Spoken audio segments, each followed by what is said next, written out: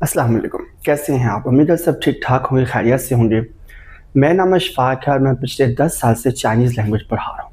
अपने teaching experience में मैंने बहुत ज़्यादा लोग ऐसे देखे हैं जिन्होंने लैंग्वेज को मुश्किल महसूस करके छोड़ दिया, सीखना बंद कर दिया, और उनका कहना ये था कि चाइनीज़ लैंग्वेज सीखने में कोई फ़ायदा ही नहीं है, कोई स्कोप नहीं है। 10 साल पहले के लोग भी यही कहते थे, आज भी जो मुश्किल महसूस करके छोड़ने वाले हैं वो भी यही कहते हैं कि चाइनीज़ लैंग्वेज सीखने में कोई ख़ास स्कोप नहीं है। करंटली अगर देखा जाए पाकिस्तान में एक सिंगल पर्सन भी पॉसिबल नहीं ऐसा हो कि जिसकी लैंग्वेज अच्छी है, चाइनीज़ ज़ुबान उससे अच्छी आती है और वो जॉबलेस बैठा हो। वो ज़रूर कहीं ना कहीं बड़ी अच्छी जॉब कर रहा है। जो नहीं कर रहे, बेसिकली उसके पीछे ख़ास रीज़न होती है, उनके कुछ अलग प्लान्स होते हैं, वो बिज़नेस करना चाह रहे होते हैं, कुछ भी ऐसा। माना कि चाइनीज़ लैंग्वेज थोड़ी सी मुश्किल है, ये मैं मानता हूँ। अब ये बात देखें कि अगर एक काम मुश्किल है, लैंग्वेज सीखना मुश्किल है, तो उसमें फ़ायदा भी उतना ज़्यादा है ना। अगर हम कोई आसान सी स्किल सीख लें, बड़ी आसानी से हम सीख लेंगे, लेकिन बाद में हमें उससे कोई फ़ायदा ही नहीं ख़ास होगा।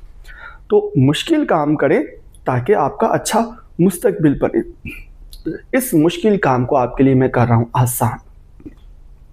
अगर आप लैंग्वेज सीखना चाहते हैं और आप मुश्किल की वजह से डर रहे हैं, आप नहीं सीख पा रहे, तो आप मेरे साथ एक दफ़ा ट्राई कीजिए।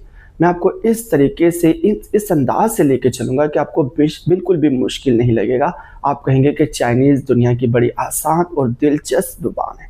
और इससे बढ़ के मज़े की बात ये कि आपको ज़्यादा मेहनत करने की भी ज़रूरत नहीं पड़ेगी। आपने दिन में सिर्फ 1 से 1.5 घंटा स्टडी करनी है, और वो भी आपने एक सिटिंग में, एक वक्त में नहीं करनी। आपने 20-20 मिनट करके 2-3 दफ़ा पढ़ना है। रोज़ाना आपको सिर्फ 5 से 7 अल्फाज, न्यू वर्ड्स आपको टोनर स्पेलिंग के साथ याद करने हैं। अभी हम लेसन नंबर 1 स्टार्ट करते हैं। आपने मेरे साथ प्रोनाउंस करना है, हर लफ्ज़ को मेरे साथ बाकायदा बोलना है। टाइमली, वक्ती तौर पे शायद आपको लगे कि अल्फाज आसान हैं, आप मुंह से नहीं बोलते, प्रोनाउंस नहीं करेंगे, आपको लगेगा बड़े आसान है, लेकिन बाद में आप ठीक तरह से बोल नहीं पाएंगे। इसलिए आपने साथ साथ प्रोनाउंस ज़रूर करना है। जितना ज़्यादा आप बोलेंगे उतना ही अच्छा बाद में आप प्रोनाउंस कर सकेंगे। तो चलें हम अपना लेसन स्टार्ट करते हैं। लेसन 1 का टाइटल है नी हाओ यानी हेलो। जैसे हम लोग जब किसी से मिलते हैं तो अस्सलाम वालेकुम और जवाब में वालेकुम अस्सलाम कहते हैं, ऐसे चाइनीज़ लोग मिलने पे नी हाओ बोलते हैं। मेरे साथ प्रोनाउंस ज़रूर कीजिएगा। लेसन 1 के 3 डायलॉग्स हैं। पहले डायलॉग के 2 नए लफ्ज़ हैं। फर्स्ट वर्ड है नी नी और सेकंड वर्ड है हाओ हाओ। आपको साथ मीनिंग भी लिखे हुए नज़र आ रहे हैं। हाओ का मतलब होता है गुड और नी का मतलब होता है यू। तो यहाँ पे ए कैरेक्टर कहता है, तस्वीर में दिए गए 2 कैरेक्टर को हम फर्जिया तौर पे ए कैरेक्टर और बी कैरेक्टर समझ लेते हैं। ए कैरेक्टर कहता है नी हाओ और बी कैरेक्टर भी जवाब में नी हाओ ही कहता है। यानी चाइनीज़ लोग जब मिलते हैं तो नी हाओ कहते हैं और जवाब देने वाला भी नी हाओ ही कहता है। ये सिंपल सा पहला डायलॉग है, आप प्रैक्टिस ज़रूर करते रहिएगा साथ-साथ।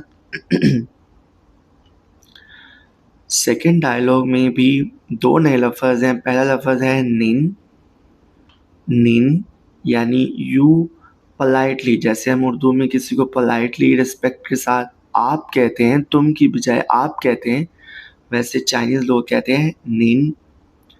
तो आप भी चाइनीज़ लोगों को या अपने से बड़े लोगों को निन की बजाय निन कह सकते हैं। और अगर ज़्यादा लोग हों तो नीमन फॉर यू प्लूरल, ज़्यादा लोगों के लिए नीमन। डायलॉग की तरफ चलते हैं। यहाँ एक एक्टर कहता है निन हाओ निन हाओ। ये 2 छोटे लोग हैं तो इनमें से एक इस बड़े शख्स को, अपने से बड़ी उम्र के बंदे को पोलाइटली रिस्पेक्ट के साथ निन हाओ बोल रहे हैं। निन हाओ का मतलब भी हेलो ही होता है। यहाँ पे इंग्लिश ट्रांसलेशन भी लिखी हुई है, निन हाओ का मतलब भी हेलो ही होता है। तो बी कैरेक्टर यानी ये जो सफ़ेद बालों वाला दरमियानी उम्र का आदमी है, ये 2 लोगों को कहता है नीमन हाओ। जब एक से ज़्यादा बंदे हों तो हम हेलो कहने के लिए नीमन हाओ बोलेंगे। नीमन हाओ। मेरे साथ प्रोनाउंस ज़रूर करते रहिएगा, मैं बार-बार आपको याद दिलाता रहूँगा। डायलॉग नंबर 3 में दो ही नए लफ्ज़ हैं।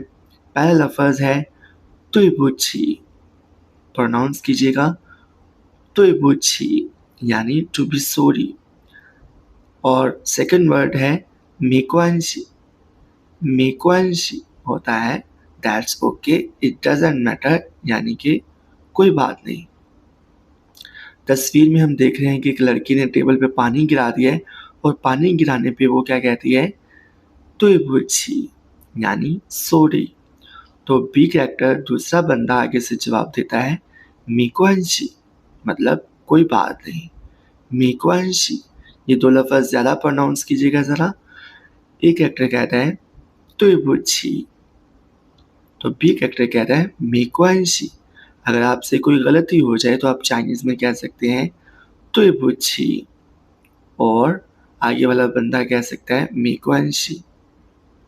तो ये इतना सिंपल सा छोटा सा लेसन 1 था। आप इसकी अच्छे से प्रैक्टिस कीजिएगा वोकैबुलरी को। ये जो 6 न्यू वर्ड्स हमने पढ़े हैं इनको अपने टोन और स्पेलिंग के साथ याद ज़रूर करना है, ज़हन-नशीन कर लेना है। फिर आपने लेसन 2 स्टार्ट करना है। टोन्स पे और साउंड्स पे, इनिशियल्स और फाइनल्स में पे अलग से वीडियो बनाऊँगा। अगर ये वीडियो लेसन आपको सिंपल लगा है, आसान लगा है तो आप ज़रूर मुझे कमेंट सेक्शन में बताइएगा, और अगर आपको मुश्किल लगा है फिर तो आप लाज़मी बताइएगा और वजह भी बताइएगा कि आपको कहाँ पे मुश्किल लगा। तो इसी के साथ इजाज़त है, अपने दुआ में याद रखिएगा। अल्लाह हाफ़िज़।